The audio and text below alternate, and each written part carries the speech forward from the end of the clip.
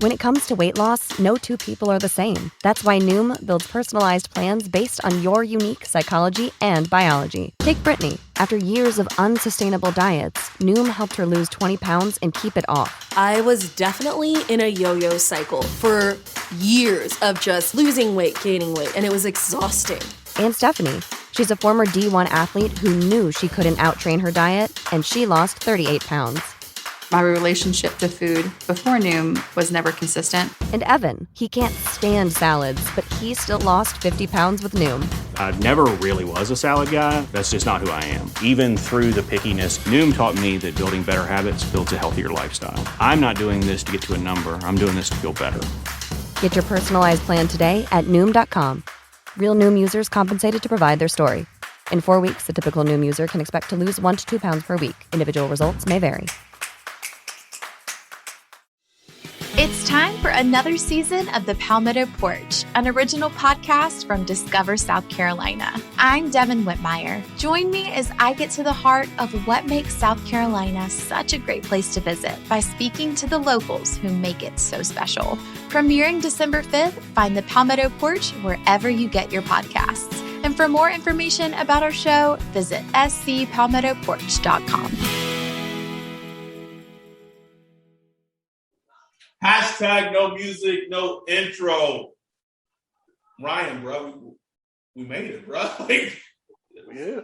It was preseason football yesterday. Football with fans in the stadium and all that shit. The Saints played their first preseason game against the Ravens. And I'm just going to say it, man. Pleasantly surprised by quite a few things that I saw yesterday. I am pleasantly surprised. I agree. Disclaimer, first preseason game means, I'm not going to say it means nothing. It means something. But, you just got to qualify it as just a preseason game. So, these aren't drastic predictions and all this stuff. It doesn't solve anything or nothing like that. It's just, we are commenting on the preseason game, what we saw. That's it. And so whoever's listening to this in the Saints front office, because I know there's somebody, this is going to be somebody, bro. This is going to be a positive, like for the most part, I feel like sometimes like I feel like we come across as like negative Nancy's, and that's not our intention. Like I've heard that from the fans. Always talk bad about the Saints, man. Like, we just being realistic, man. That's it, bro. But so this is gonna be a positive episode. Let's start off with the game, bro. Let's start off before we get to the preseason game. Man, a week can change everything, bro. Like the last time we were. That's why the NFL is the most entertaining, interesting reality show of all time, bro. It is, man. A week ago, man, we was talking about Mike Thomas. Shit was bad.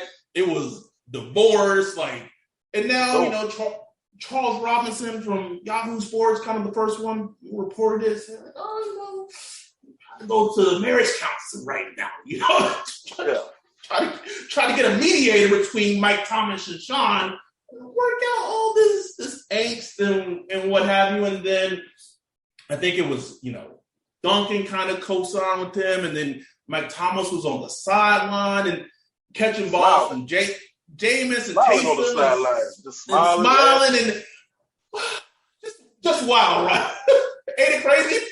It's crazy, bro. It's crazy.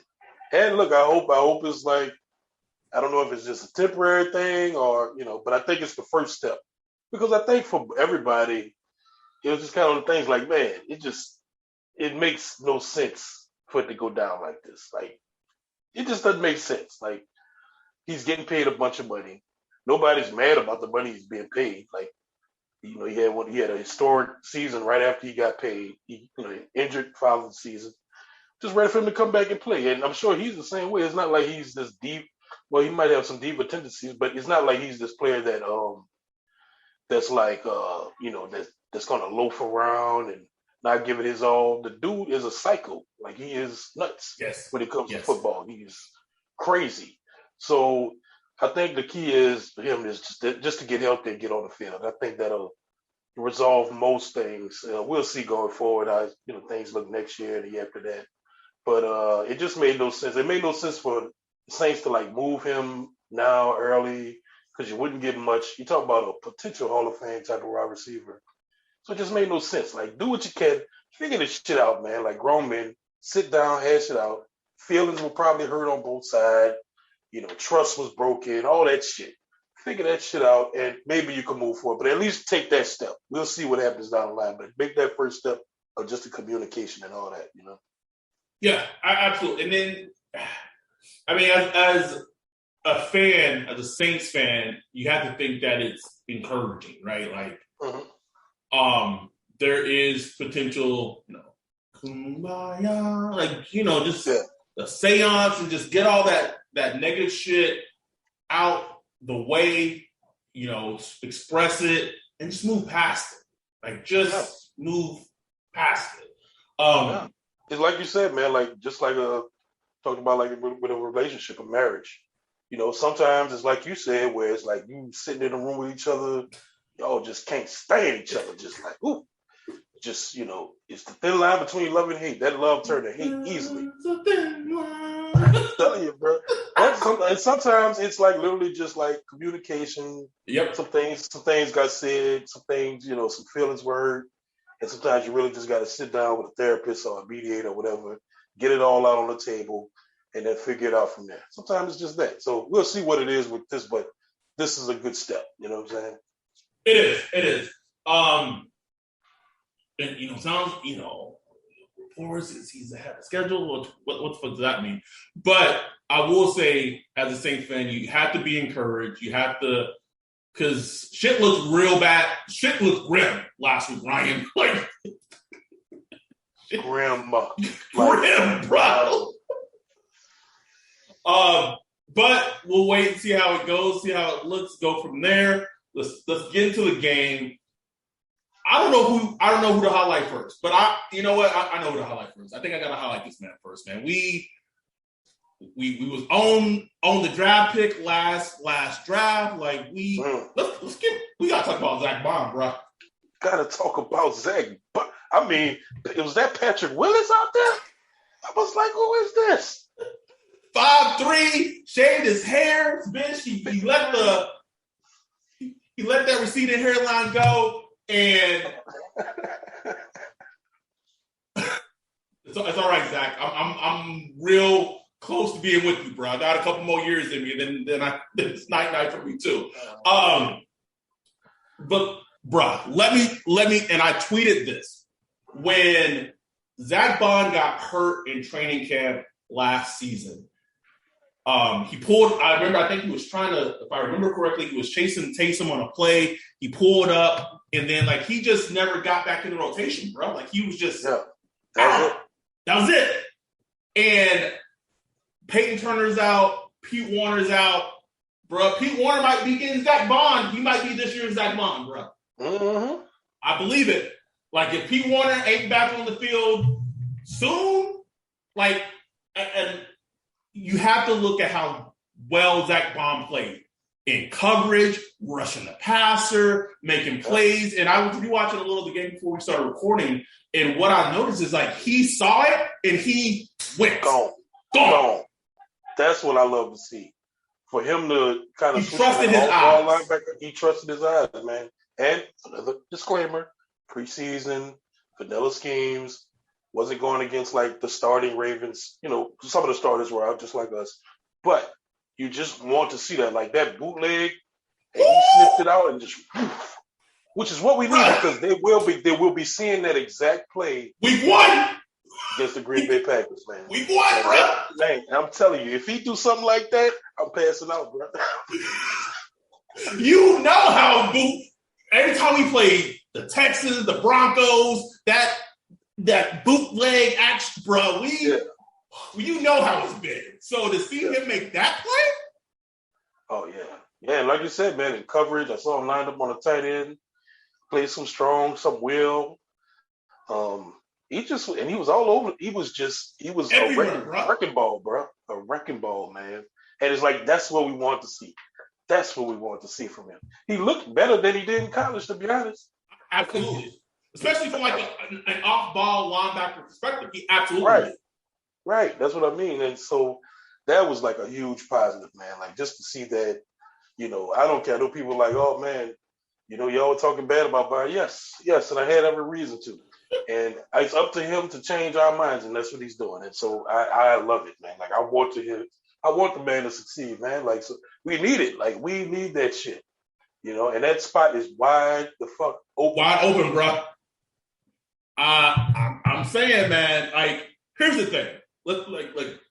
And shout out to our dude, Kevin, who's on Twitter. He kind of made a point, like, DeMario's getting older, so maybe the linebackers of the future in the next couple of years may be Bond and Warner, right?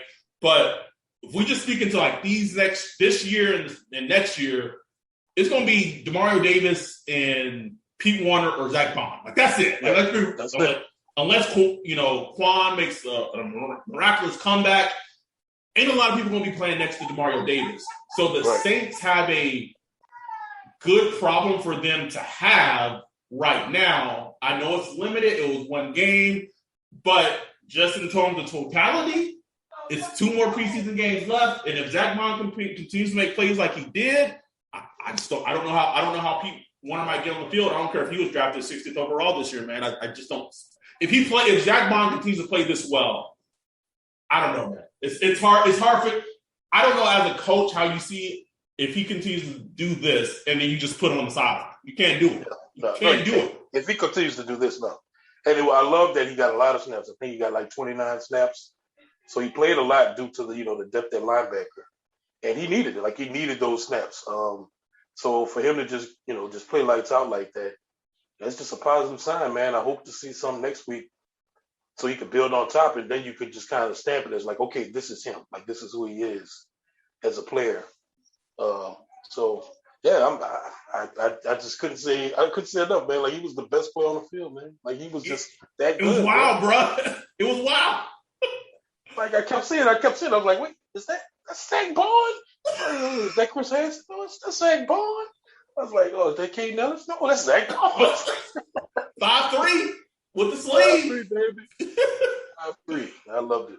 Loved it, man. Loved it. Was happy for him. Was real happy. He got the podium game.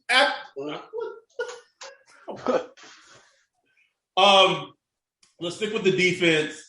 And this player has been much maligned, and I know it was mostly against second string offensive linemen. But 2 first, bro. Man, listen, like, it sucks that we have to qualify every time we talked about this guy because, because we've seen this before. We've seen it.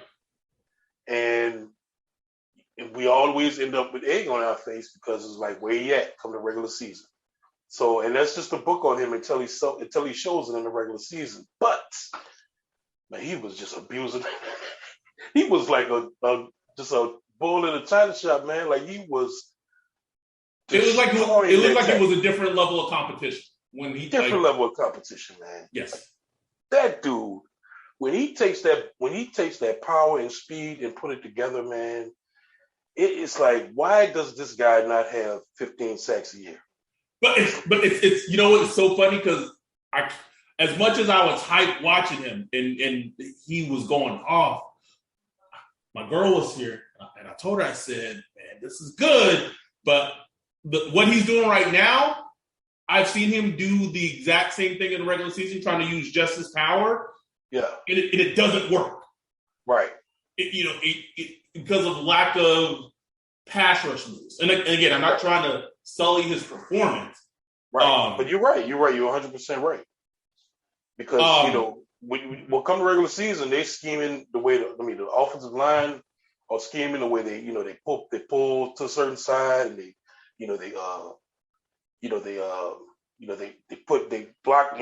put more blocks on one side than the other, double teams and all that stuff. He wasn't getting none of that. It was just straight up, 5-on-4. Yes. And so it was, it was different. But coming to the regular season is going to be different. But it was just good to see like that part of him being healthy. I think this is his first starting training camp healthy. Knock on wood, hopefully it stays that way. So I think that's just huge. And, just seeing him talk, he knows he's heard us. He's heard all the chirping. So, does that motivate him or not? I don't know. I don't know what it takes to motivate him. But the fact that he played like that, he played a good bit of snaps last night too. It's like I said, it's a positive. Like, you just can't draw too much about it, like projecting towards the future. But all you can do is take a look at this game and just say that's a positive. He played well. Like, he played well. He played extremely well. Extremely well. I still want to see him get to the passer more. Like, even last night, he was destroying the tackle, destroying the guard. But that's all he was doing. Like, he was putting pressure. And if you look at his stats last year, he racked up a ton of pressures. I think he led the Saints with pressures, if I'm not mistaken. But it's like those pressures got to be hits and sacks. Like, you have to dislodge from that guard or that tackle and hit the quarterback. You know what I'm saying? Right. So that's what he needs to. That's what I need to see for. That'll be that next step for him. Is getting to the quarterback, not just affecting the quarterback, which is good. Affecting the quarterback is great. That's why right now he's more of a Clowney, Javion Clowney, because Clowney, if you look at his stats, everybody knows you look at his stats. Stats are crap. Like, but it's nothing but pressure. You look at his pressure stats, it's like he's pressuring, he's disruptive, and all that shit. That's great. We love disruptions. That's awesome. Some sacks, baby, some hits. Oh God. Well, oh God, fucking got me thinking of Josh Norris. Oh yeah. What would he do? Disruption? Production? Oh, God. just sound like a door-to-door salesman or some shit out. Shut the fuck up, man. It been blocked. Anyway, so I'm watching the game, man. Seeing Davenport go off, I get sad thinking, I was like, damn, David Agumana's looking fucking excellent out this bitch. I know every time he was doing something, it's like, damn, bro. 6 games. How you gotta go 6 games, man? 6 games. Not gonna be there. And I started thinking, like, I know, Big Sheldon gone, Malcolm Brown gone, Trigger Trey gone. I know Peyton Turner's hurt. We don't know how serious it is, but man, is the D-line gonna be the Saints' strength? Like, I mean, if you pay attention to what has been saying in camp, man, like the DL has been the strength of the defense so far this season, And I really wanted to pay attention to the unit due to that because I wanted to see if it translated during, to this game because the Ravens typically have a pretty good offensive line. And I don't know which starters were out of their offensive line, but I just thought the defensive line played well throughout the game, pretty much. Like, at least the first 2 quarters. Like, they were just – the depth was good. Malcolm Roach was active. Dalton was active in the run. The run game was really – it was. Like, they were beasts against the run. Linebackers, D-linemen, all of them. Like, they were just – the tackling was outstanding. Like, talk about it, bro. To be week one tackling like that, like back to Zach Bone, like that's the surest fucking tackles I done seen, bro. Like them tackles, he was wrapping and bringing you down. Like it was beautiful, bro. Like I was like, okay, like see it that early. Like usually week 1 preseason, week 2, a lot of leaky yardage, a lot of tackling. I remember past preseasons, coach complaining about tackling and shit like that. So to see them making sure tackles like that, one, it tells me they brought in players who already tackle well. Yes. Already have, good tacklers. And 2, that they coached it up in camp. So that's a good thing. Without question. And let's be real, man. And I know I'm about to bring them up, but I mean, the secondary, Marcus didn't play. Marcus didn't play. Obviously, Malcolm Jenkins didn't play. Marshawn didn't play. I meant to say this on the last podcast. Do you know how annoying it is? Just a quick segue. Do you know how annoying it is that the first time since he's been a Saint, he's having an outstanding training camp? Oh, bro, that's been on my radar for a couple of weeks. Marshawn started camp with a vengeance. I'm like, man, now you want to be serious. Like now you want to be serious about your job. You get that side eye for that one. Like I'm happy to see it. Yeah, I'm great. It's great. But yeah, of course it's gonna be a year you might miss the first 2 games or some shit, Which we don't know is gonna happen yet. Like we don't, bro. And I'll say this: like we got 2 more preseason games, and then and then it's dead for a little bit, and then it's the season. I'll say this, and I know this about Marshawn in terms of level of competition, but it's widely known. I know he's gonna be up for week 1. Oh yeah, he gonna be up. We ain't gotta worry about that. Nope, he will be up for week 1. If we think about his rookie season, that was the game where we was like, oh shit, sure was. Yeah. Oh shit. So speaking about cornerbacks, let's talk about don't vex me, bro. Don't vex me, man. Don't vex me I was like, are you serious right now? I was so impressed, bro. So impressed. Because you have to think, one, he hadn't played he took a whole season out, due to COVID. So he hadn't played. Sorry, it just makes me laugh every time you say it, bro. What? Don't vex me, bro. Off with the COVID. That is funny though. I keep thinking about that. Bro, you took a whole damn season out because of COVID, but now you don't want to get the vaccine. What the fuck? Sorry. It just makes me laugh every fucking time. But continue. My fault. But anyway, so he did miss a whole year of football, and training camp tweets. He's been looking good, but of course you could always just say, well, look who he's lining up against. Yes. So seeing him in preseason, I was like, I really want to key in on him. Come preseason, what was the Ravens quarterback name? McSorley.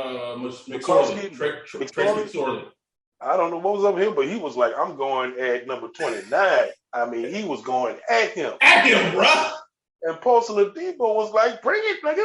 I'm here. I mean, he was batting passes down. He was hip to hip. When he did get beat, he recovered quickly. He was making sure tackles. I think he gave up 3 catches for 19? 20 yards. Yeah, 19 yards. 20 yards. Something like Yeah. that. I mean, it was just just on its own, you're looking at a player playing his first football game in about a year and a half. And, playing, there's a 3rd round pick in his first football game, and he's doing the job.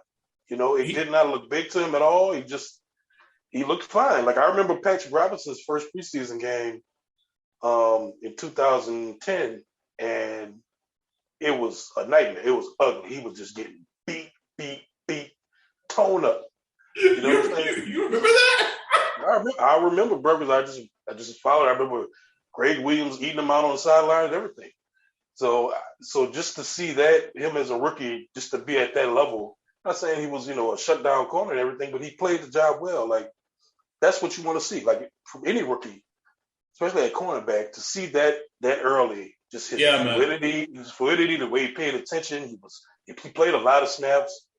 It's about a positive you could ask for, bro. He almost had a pick. It was what more do you want? You know what I'm saying? For the first game, you can't ask for more than that from a cornerback. He looked like he belonged, and I think when we talking about rookies, young players, rookies, keep in mind, I will die on this hill as long as I'll live that playing professional cornerback in the NFL is the hardest position to play in all sports. I doubt the hill, bro. I'll be right there with you. You it's so unnatural, whatever, right? We talked about it before, and he just looked good. Even they completed a pass on 3rd down, and he tackled him short that brought up a 4th. He just looked good. And he's big, long. He just fits the defense perfectly. So I was like, oh man, they might have, all right, scouts, y'all might have found something here, I think gun to head right now, he has to be to me, and this is early, I get it. But it's also kind of telling to me that he was playing before Ken Carley was playing. Whatever that might mean, right? Yeah. It may not mean anything. But if I was a betting man, I would say this. Week 1 comes, I think he's starting opposite of Marshawn, bro. Yeah, but I can at least say this. It's not as scary an option as it was a week ago. Yes. Like he told me a week ago he'd be starting opposite Marshawn. I'm like, but after seeing this, I'm like, it's not the worst. He's gonna get beat. Like he's gonna get beat. Yes. He's gonna have rookie mistakes, but that's not the worst thing in the world. You know what I'm saying? Like I could see him that being just good for him actually. Like I could just see him. Marshawn's first 2 games were terrible. You know what I'm saying? Like at least his first game, like his game against the Vikings. You know, yes. he had a tough game. Like he's gonna get beat, but I could already see that he's the type of player that's not going to affect him, like say P-Rob, you know, with his confidence and stuff like that. Oh, I have no worry about his confidence with his anti-vax stance. The way this nigga done turn a negative into a plus. I know he has no worry. Like this dude here, like he is in his own world. So, you know, I just came away so positive about that. This was the preseason game was about for me. Is just the young players, the rookie players, the second year players. That's it, bro. I just wanted to hone in on them, and honestly, I didn't really come away with any negatives. Like we can keep going down the list. Let's flip it to the other side of the ball, bro. Marquez Callaway, bro. I mean, he wearing the number 1.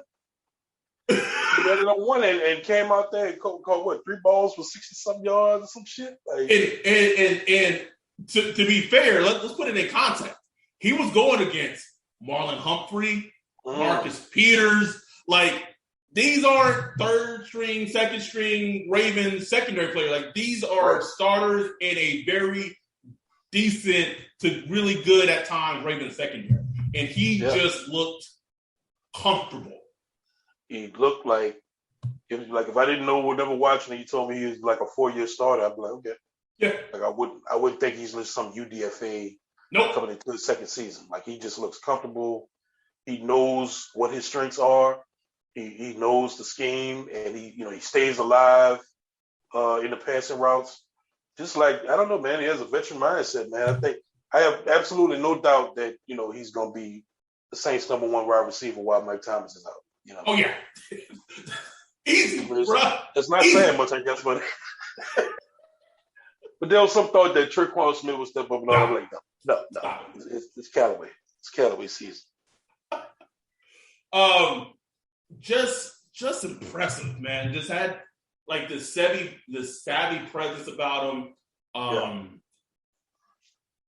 His routes were crisp. His routes were clean. He knows how to get open.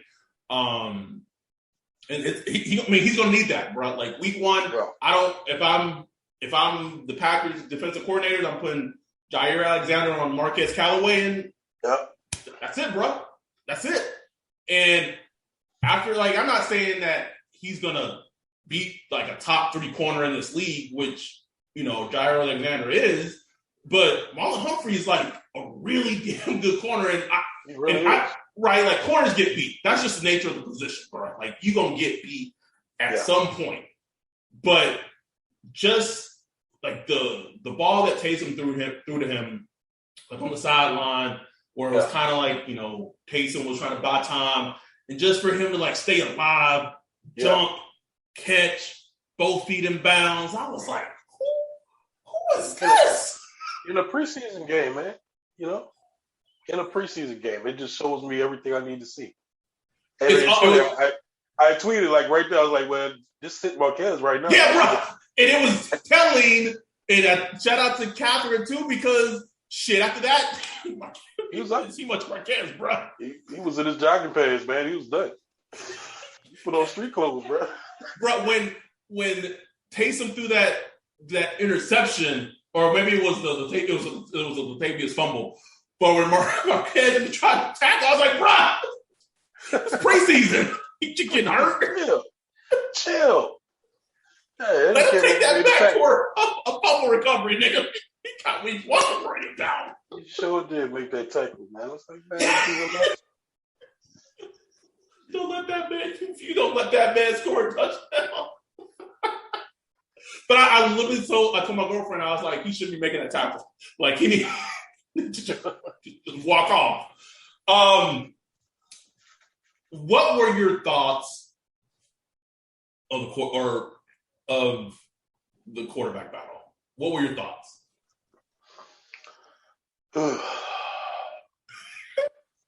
Look, I was on Saints Twitter last night. A lot of Saints fans were really down on the quarterbacks. I wasn't really down. I came away kind of feeling like I always have been. It kind of confirmed to me what I was kind of already thinking. I do see Taysom Hill's growth as a quarterback. I do see it. And he did make some good throws and some good plays. Yeah. There's still this thing about him where he's not seeing the field completely, not pulling the trigger, and his pocket mobility, pocket savviness, whatever you want to call it, it's not very good. He gets attributed this concept of him being a mobile quarterback, but really he's a quarterback that can run. He can run, yes. But he's not a mobile quarterback when you think of like Russell Wilson or Lamar Jackson, Deshaun Watson, all those guys. He's not mobile. He's not about to go and make three guys miss in the backfield and make a awesome throw. That's just not what he is, man. Like, so there's some things I'm still struggling with and seeing him being a starter right now for a whole season because he's just not seeing the field, man. But he, like I said, he is like every year I've seen growth from him, man. So it's like it wasn't like I don't think his performance was as bad as some people made it. Like the pick was bad. He had like 2 inaccurate throws. He had one where he missed. I think he missed Murray. So there was like some positives and some negatives, but just from the most part, I thought it was kind of a C-. With Jameis, it wasn't perfect for him either. But juxtaposed to Taysom, you could just see Jameis working the whole field. Yes. In the passing game, you could see him manipulating the pocket. He goes through his reads much quicker than Taysom. Much quicker, and he goes through all of them. Like he goes through his full progression. You can just see him understanding the defense, understanding the safety, where the safety's at. That red zone was just perfect. Like I was just like I tweeted, like that's just professional quarterback play right there. Like that's just he read the safety, saw the fake safety wasn't moving, wasn't following the wide receiver. He kept out of safety, moved his head, boom, hit the pass to Lil Jordan Humphrey. Was that Lil Jordan? Yeah, it was. Touchdown. Yeah, Lil Jordan Humphrey. And, threw an accurate pass. Most of his passes were accurate. He had a couple of bad ones. Another thing I just noticed, it just made me realize, man, Drew Brees was an accurate motherfucker, bro. Man. The simple passes that these dudes miss. It's like, bro, we were just so used to Drew Brees hitting them. Spoiled, bro. So spoiled, man. So, we'll sit and focus on, he missed this pass. It's like, if you watch, most NFL games, most dudes miss that. Yes, 100%. We just get so spoiled by somebody completing 80% of their passes and shit. We just, but so I'm trying to grade on the curve as far as accuracy a little bit. Like they're just not going to hit every throw, but I thought the throws he did have to make, he made good ones. Talking about Jameis, the one that got popped up and intercepted, I thought he could have kind of put that in a kind of better spot, but it really wasn't egregious. It wasn't like an egregious. No, I don't think that was egregious at all. I think if Lil Jordan Humphrey fought harder for that, it would have been a good play. And it was it was after a pick, you take a shot to the end zone, see what you get. It's like, okay, I wasn't really tripping about that. It was just unfortunate because he, made some positive plays before that and it kind of put a little negative mark on him. So right.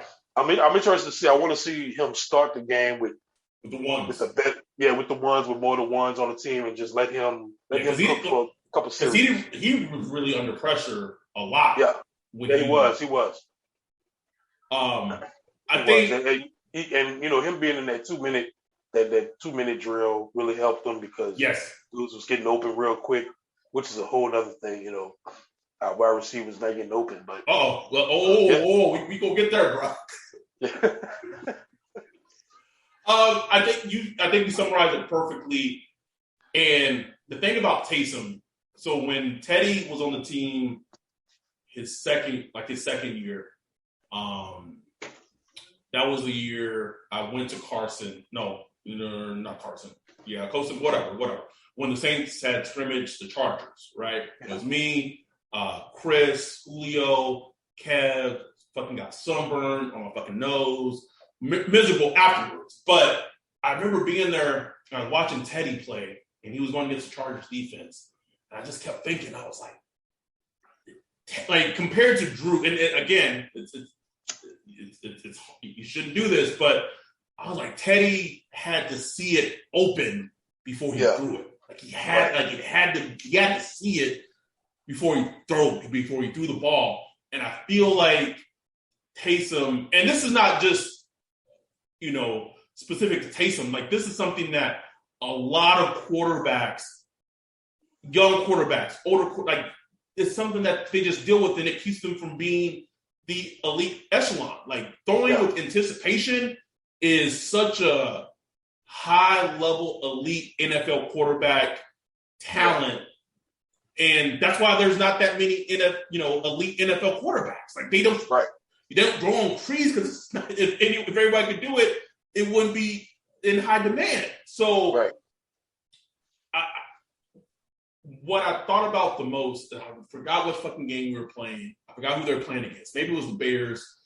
Maybe it was the Bears in the playoffs, and they brought in Taysom, or it was some big game. They brought in Taysom, and he just wouldn't pull the trigger to Deontay Harris. It was open, and it ended up being like a turnover for the Saints. I think it was the Bears game. And I just if he's the guy, and we don't know, but if he is the guy, that's with these wide receivers, that's going to be an issue. Yeah. No, you said it. Because these guys aren't going to present themselves open. No. You're not going to see them 3 yards away from the cornerback or the defender. It's just not. You know what I'm saying? Like you're going to have whoever the quarterback is going to have to a degree, maybe obviously not every play, but they're going to have to throw them open. Right. Put it behind them, back shoulder, towards the end zone, away from the defender. You're going to have some kind of accuracy and quickly. Like the key is quick. That's the thing watching these quarterbacks. It was like, man, the ball will be out right now. It's like with Drew, it was boom, out. Boom, out. It was like 1,000 to 1,003 out. You know what I'm saying? Like maybe you get to 3. But with these guys, it's like, it's just a little slower. But with Taysom, it's much slower. Much slower. And like I said, he has improved. Like I could see the improvements year to year.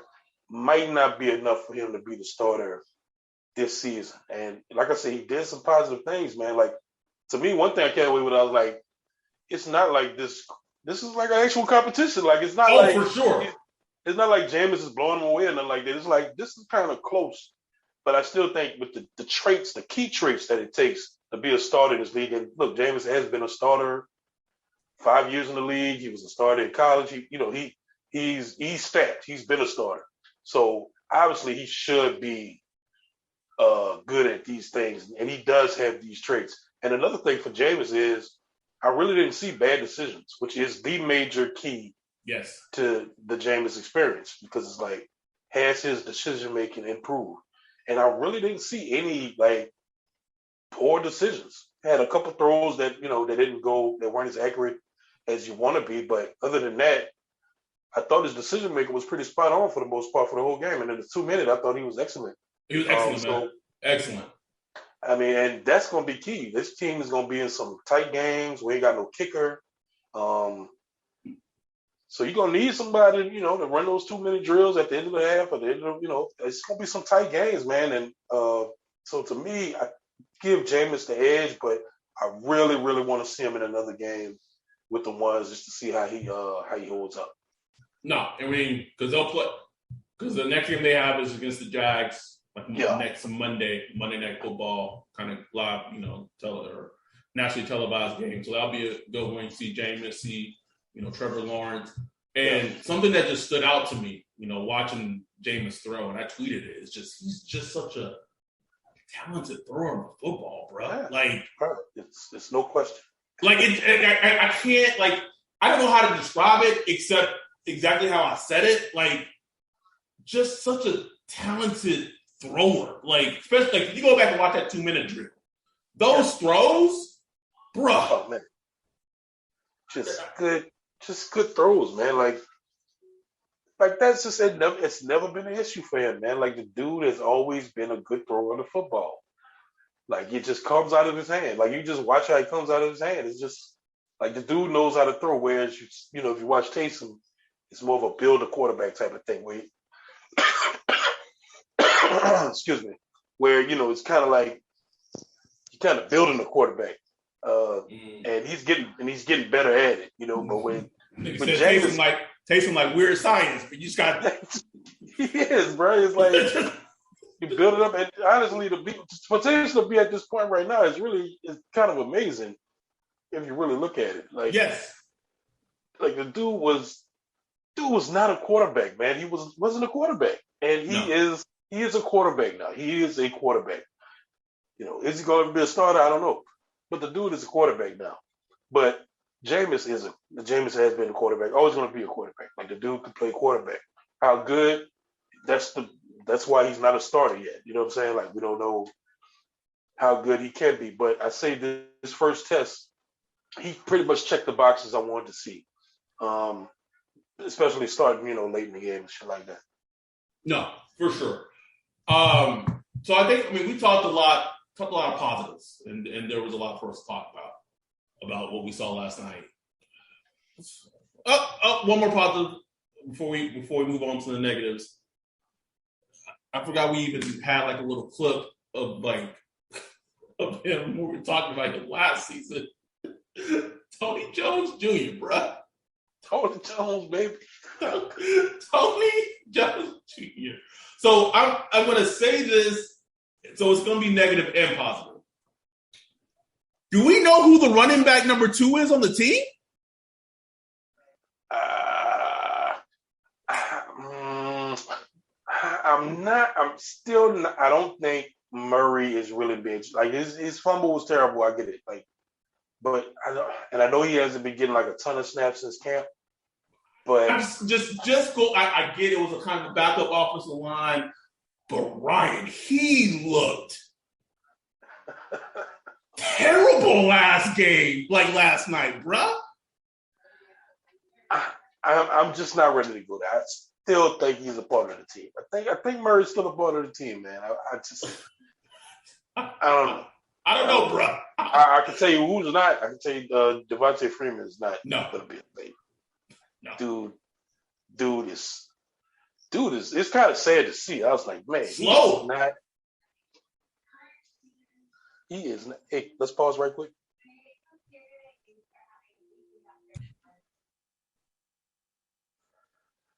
Yeah, but I forgot where it was at. we just talk about Latavius and Devontae Freeman and how bad. Oh yeah. Devontae Freeman, man, he just trash, bro. Like it's sad to see, man. Like, dude, even in the passing game, like he ain't no wiggle. It's just like Travaris Cadet all over again. It's like, what the hell? Just catch it and get tackled. Like, move on. You know what I'm saying? But Tony, like, I just love that. You know, he's just a zone runner, one cut, boom. You know what I'm saying? Like, he was just no frills about him. Like, you get what you're gonna get. You know, I saw him catching 2 passes. Let's get involved in the passing game, man. Like he could challenge Murray for that 2 spot, bro. Like he looked that fine. Like he looked fine. I know it was one game, so I can't rush to a snap decision. But just running backs is such an easy position to like evaluate. Like it's very clear, and I just saw some things last night as a fan, like that with Murray. I'm just like, oh, oof. Yeah, I get it. I saw it too. I'm just saying, you know, let's just see with a starting offensive line with a game plan. Like Murray, man. Like Murray, I was screaming why he was getting taken off the field sometimes last year. I get it. Yes. So it's just one of those things. Like I just want to see. Just don't want to make a hasty decision based on a little preseason, you know. But I'm all about I would say this: if they moved on from Murray, obviously, I don't think it would just be from it's something like if they moved on from him, it's something that maybe they're not seeing as well, Yeah. right? Like, oh yeah, absolutely. I wouldn't freak out about it. Like, no, well, why would you cut Murray? No, like if Tony beats him out, that's just straight up he beat him. No question about it. Yeah. Another player that I had on my stock down, or not players, but I don't know, when teams start making their cuts, trimming the roster down, all that, the Saints better be looking down the waiver wire for some fucking wide receiver help, bro. Like, yeah, man, it is spooky season. Like, it's ungood. It ain't good, bro. Like, look, Lil Jordan Humphrey, he has some things I like about him. He's big. I want to see him use his size a little better. Quan Baker. I call him Quan short on the last. Yeah. Quan Baker. I just want to see him. I just want to see him actually. Like, I mean, he did a few things, but I just want to see him just get a little more funky. But look, obviously Mike Thomas out. No Traquan. No Deontay Harris. So they're already short with them three. So without them three, it's dry, bro. It's dry. But yeah, I agree. Like Chris Hogan looking all shimmery, just shimmering, bro. Like I'm like, this dude gonna be like a wide receiver 3, bro. Like just shiny for no reason, bro. Like, I'm like, what did you?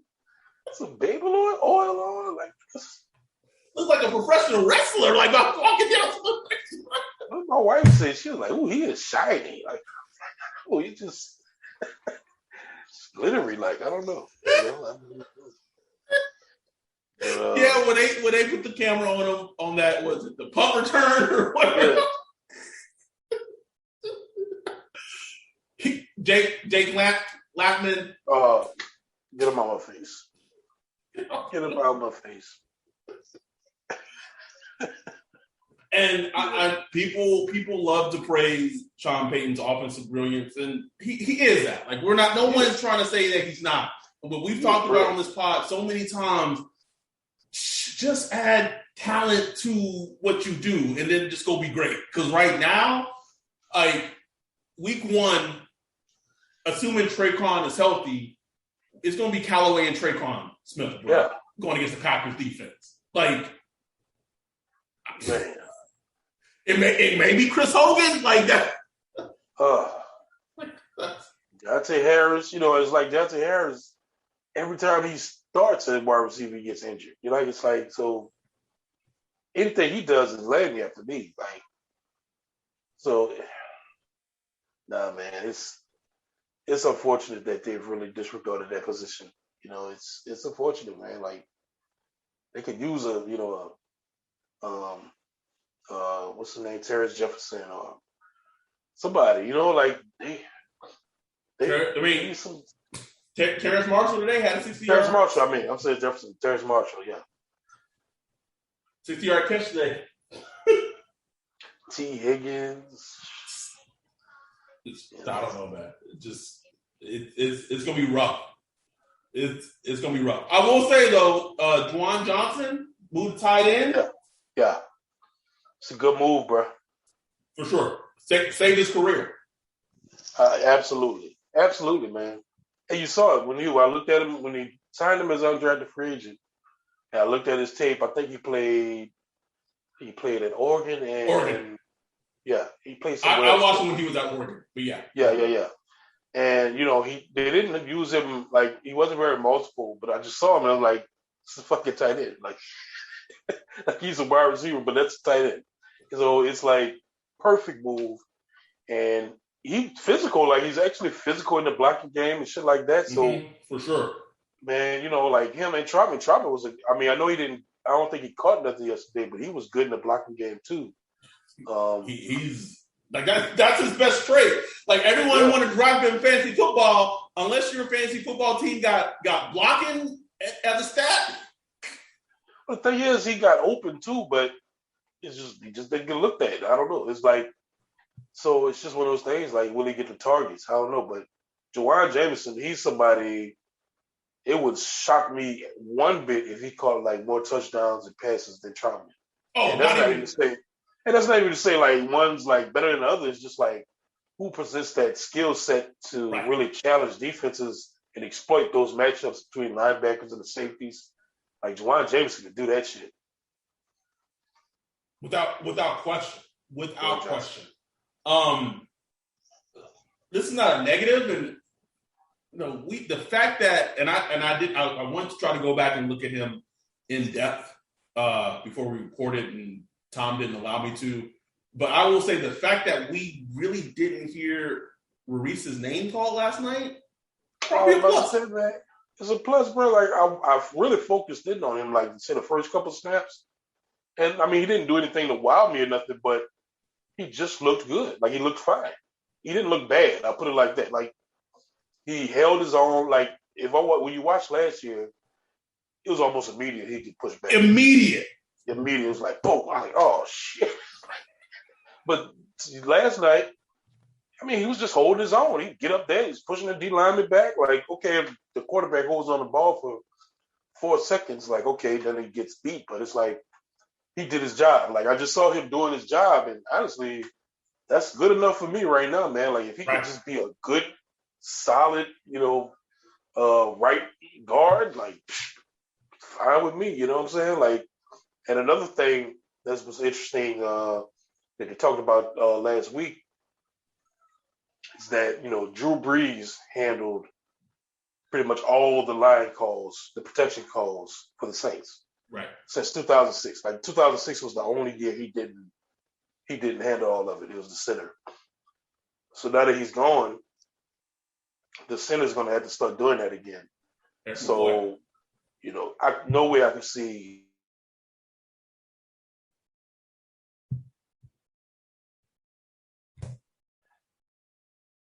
no way Caesar could have handled those line protection calls. Eric McCoy, he solidifies himself in that spot. And all we really need from Caesar is just to be that solid right guard, man. And when I saw last night, it's like he's up for it, bro. Like he got stronger. So he gained 19 pounds. Well, he exchanged 19 pounds of fat for muscle this offseason, which I don't even know how you measure that shit. I'm like, who came up with that shit? But, apparently he's been working out and, he's feeling good. I saw him just play stronger, just from like a base. Base, yes. Just play it with that strength. Like, so I don't know, man. Like, that's just good to see. It was very interesting to see that as soon as Eric McCoy went out, like in the past, you may have seen like the Saints then would have shifted Caesar maybe to center and then had guards around him. Nope. Mm-mm. Oh, I didn't notice that. Yeah, I looked at it. No cross. They're not trying to cross train him. Nope. Yeah. Like I think that tells you everything that you need to know about. Yeah. Where that is. Anything else? Oh, I don't know what the chances of them making a team are, but Andrew Norwell and Eric Barrett. Ooh. Strikers, bro. Whoa. That boy Eric, he bring that heat. I was like, whoop. Hey, who that homo? You do not have permission to like use Ryan's voice and I was sweating in here, boy. I was like, ooh, ooh, ooh. I like to see, boy. Legal too, all legal. Yes. And you know how it is in today's NFL. He was just striking dudes, bro. Like, oh. Nah, I think those dudes probably, if they're legit, they'll make the team, man. Like even their special teams, and I thought special teams played well for the most part. The punter, even like Paulson and Debo. Speaking man, there was one punt that Blake hit. I was like, And I think it was shout out to our dude Joe Mood 88. He tweeted. He said Thomas Morstead hadn't paid a putt like that in 3 years. I'm telling you, man.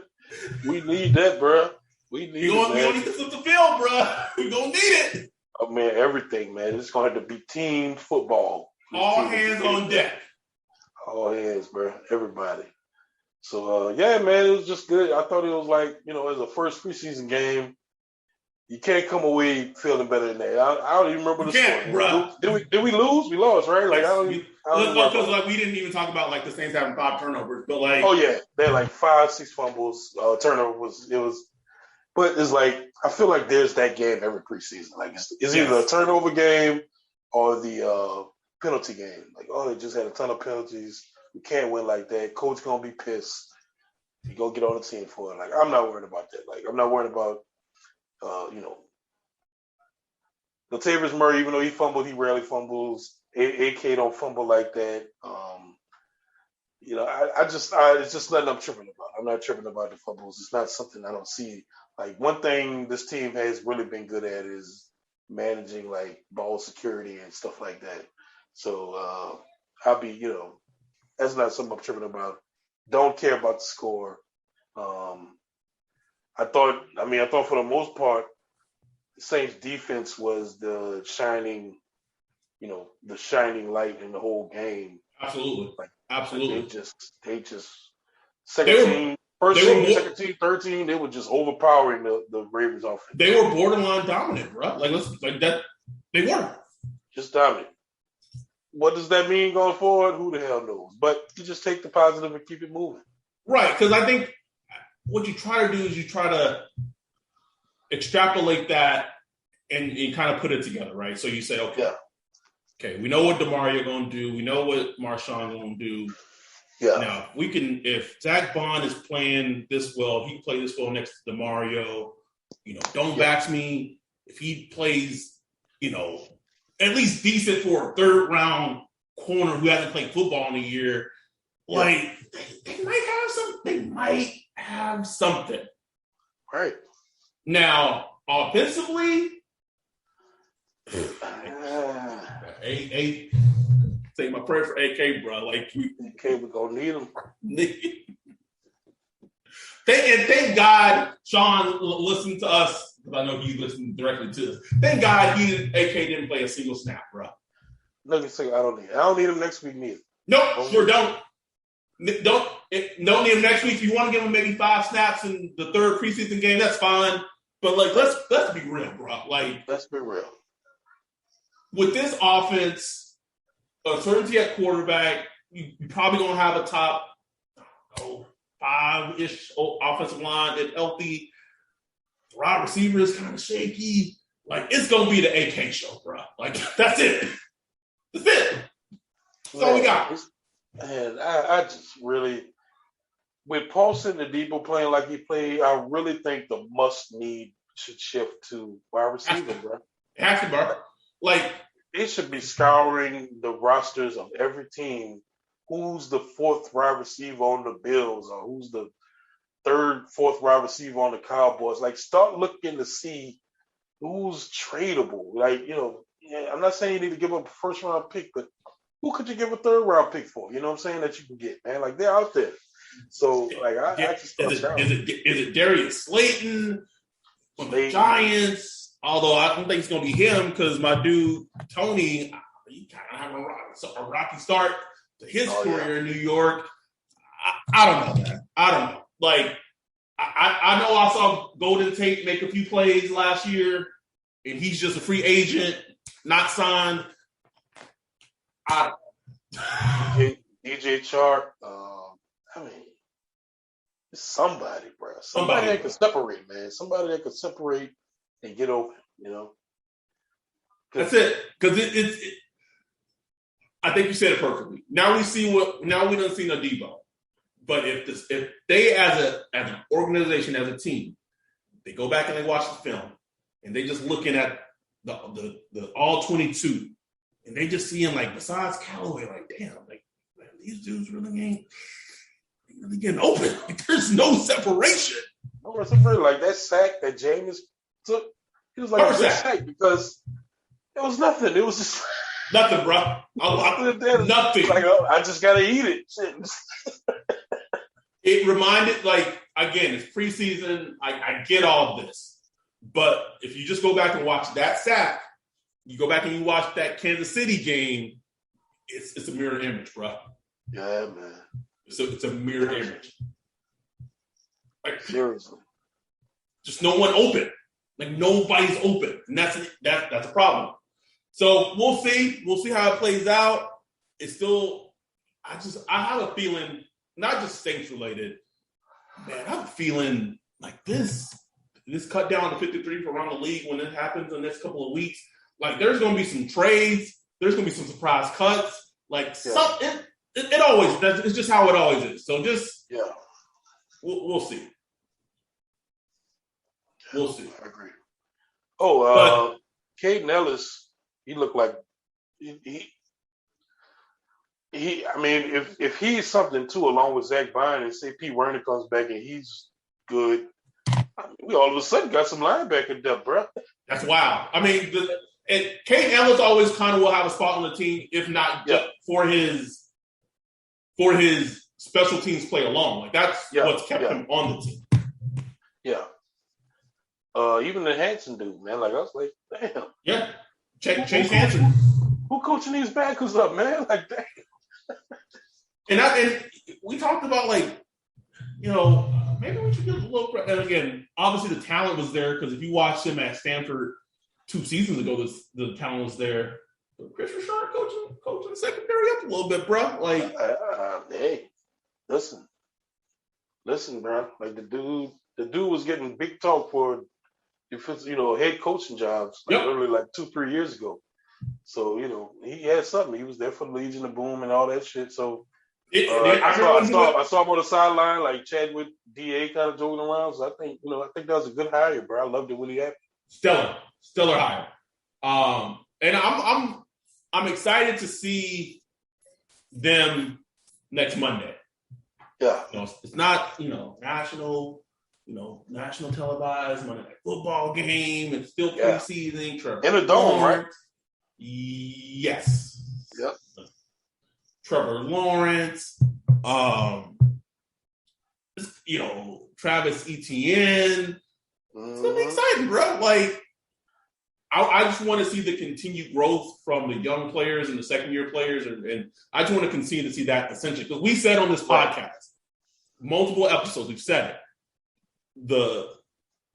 The crux of the Saints is going to be about how their young players that they drafted last year and this year play. Exactly. We know how AK gonna play. We know how Marshawn gonna play. We know how the players are gonna play. Also, before I forget, can we get CD out the game a little sooner next time, Sean? Like, why was my God, bro? Please, it makes no sense. He back there playing deep safety and all that shit. I'm like, what the hell? Stop it! I get it. CD is probably one of the most fierce competitors in all of football. Like he loves, bro. You can tell CD he just loves the game of football. Like, you know what I mean? Like to me, like you could just see like it ain't about money to him. Like the fact that he gets paid to play football is just a perk, bro. Like I get paid to do this. Y'all are fucked up. And I get it, but like he is so crucial to our team. I just every time I saw at 22 out there, I was like, what is he doing? He was out there for a long time, man. Like I understand on your monitor, they gonna work him to death until he out of here. So I get it. You gonna work these hours, boy. Yo, y'all ass want to get suspended after you got paid for a banned substance? Yeah, you gonna work. He is gonna work. No. But yeah, man. Sorry for the detour, but the crux of what this team's going to be is the young players. Yeah. And if Zach Bond continues to play well, you said with Ruiz, he continues to just be a solid guard, good, solid guard. Marquez Callaway, who wasn't drafted, but he was an undrafted free agent. So Adebo, like that's those guys in that bucket in that bubble, they're gonna determine everything, bro. Yeah, man. That is 100% facts. Because you got to, like, this NFL is like, it's a cycle, man. So you got to cycle through talent, bro. They hit on 2017 like more than any team could, right? And you built the foundation. But now you got to add to that foundation, because if you don't, it can get real ugly real soon. But so that's kind of recapping the game against the Ravens. We do have a planned episode this upcoming week. I think I scheduled it Thursday night with Lindsay Mitchell. We're trying to get her earlier. She had to go on vacation. She did a work assignment. She's back in town tomorrow. So hopefully, if our schedules align, we can have her Thursday evening. Actual sports psychologist. So many questions we will have for her. So hopefully we can do that. We might try to get like a preview show before Monday, maybe not, because it's just preseason and we just do the recap. We'll see. And hopefully we don't have to fucking do an emergency podcast between now and. Please no.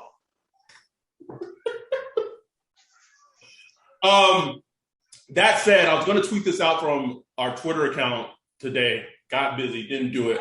But so we are probably going to try to have the first draft of the Saints #Saints Twitter Fantasy Football League. Sorry about the pauses. My kitten's doing something he's not fucking supposed to be doing.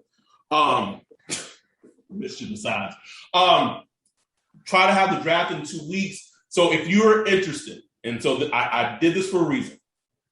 If you're interested, if you're already a Patreon donator, you contribute Patreon monthly. We appreciate you. If you want to be a part of the league, so the first league is going to be a 12-team league. If you want to be a part of the league, when Ryan tweets out the link to this episode, quote tweet the episode and put your best nickname for Paulson Adebo. That is your entry into the league. So even if the nickname is terrible and it's whack, if you do that, you're in the league. So the first 10 people that we see that does it, boom, they're in. And so if that one fills up quick, then we'll see if we have to do another one, but we'll just keep it going from there. Also, we will check. So don't be quote tweeting the tweet and putting a funny nickname, and you ain't putting your money where your mouth is. Right. We checked. We got a whole Excel spreadsheet, baby. We checking the names. It ain't that long though. We would like it to be a little longer. It ain't that long. You still don't check them though. So I put it at the end to make sure everyone listens to the entire episode. So I'm gonna know who listened. So with that said, that's the goal. Hopefully I can get the league set up next week, get the time of the draft set up, because fucking hey man, football is fast approaching. We'll be here before we know it. Preseason game already ended. And that's it. So also our goal is for the $100 giveaway, Fanatics, to do that in the month of, what we say, September, right? Mm-hmm. Yeah. So we're going to do that for the month of September. We advertise it. We're going to do that in the month of September, $100 gift card giveaway for Fanatics. And that's it, man. We just keep it fucking rolling. And follow our IG. What's our IG at Saints Twitter Pod? It's at Saints Twitter Pod. Is our Saints IG. Pod. We're trying to be on that more. Hold on, let me make sure. So it's at Saints Twitter Podcast. Sorry, a lot. At Saints Twitter Podcast. We're trying to be on that more. I added to the story right before the game, talking about what you guys wanted us to look out for during the game. Shout out to Chris, one of our longtime supporters. He wanted to know what was up with the tight ends, Adam Troutman, Juwan Johnson during the game, things like that. So we're trying to improve our content game. That's something that Ryan and I, like, because we have full jobs, like, for us, like, this is fun, right? But for us to build it to where we want it to be, obviously we need it to be, we gotta put more work into, you know, putting our social media out there and being more active on social media. So that's a goal that we're going to try to improve over the next couple of weeks, right? Especially right before the season starts. Fuck, bro. I forgot. Let's briefly hit on it. I was about to end the podcast. I talk about the vaccine mandate getting into the Superdome, bro. Oh. Didn't even talk about it. One of the best tweets I saw on Twitter was from I'm Break 90. He said, "Can Paulson get in the Superdome? Like, you gonna be able to They were like, "No, buddy, you can't come in here." Just huge for the whole entire state of Louisiana, man. Like, huge, bro. Like, really, the South. Like, yes, I think that's going to be the only city in the South to do that. And I know sure maybe Austin to do it, but I doubt that. So when shit had gotten better with COVID, I was eyeing the Giants game as the game for us to go to, have a live show, all that. Like, that was the game I wanted to go to. And this shit got bad, real bad. And I was like, shit, guess I'm not going to a game this year again. Like, it sucks, but, like, I ain't going to risk it. And now they put out the statement, like, you got to come either with a negative COVID test or proof of vaccination to get in the Superdome. Whew. That will be interesting. But I think overall it's going to be a positive, and I'm just hoping it don't be packed, bro. Like, please don't be no bullshit. Y'all come to that dome, get that vax. Come to the dome, man. Like, come and be loud. You know what I'm saying? Like, I want to see that. I want to hear that. It was missed. It was missed last season, man. It was missed. Oh, it was missed. Ugh. Yeah. Don't want to see that again. You're walking out of empty dome and shit. Bro. Ugh. Gross. Anyway, sorry, I had to throw that in before I forgot because, you know, I felt that was super important. Okay, we're going to get out of here. We'll be back this week for sure. We're going to report with Lindsay, Dr. Lindsay Mitchell. We're just going to figure out a time of next week when that's going to occur, and that'll be up. And anything that you guys have questions about, want us to address on the podcast, hit up our Twitter account, hit up our IG account. We want to be able, you know, transparent and be able to be approachable to you guys for you guys to talk to us. So please do that.